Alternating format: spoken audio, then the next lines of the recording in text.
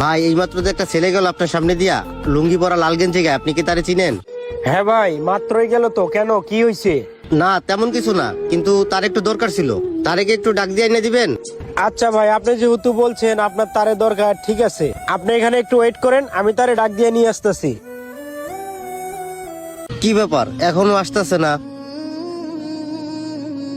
ভাই একটু দাঁড়ান, বাইরে একটা লোক আপনারে ডাকতেছে। কে ডাকতেছে ভাই আমারে?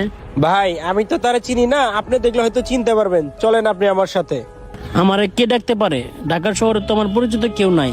আচ্ছা ঠিক আছে ভাই, চলেন।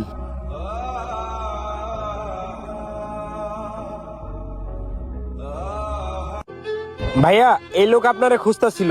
আরে ভাই আপনি, আমি তো আপনার খাবারের বিল দিয়ে আইছি, আর কেন আপনি আমাকে খুঁজতেছেন?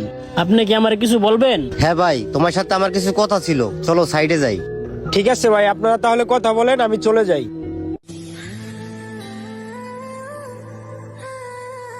ভাই দাঁড়াও, তুমি যে আমার হোটেল থেকে প্রতিদিন ভাত খাও 10 টাকার কাঁচামরিচ দিয়া, এটার কারণ কি বলো তো?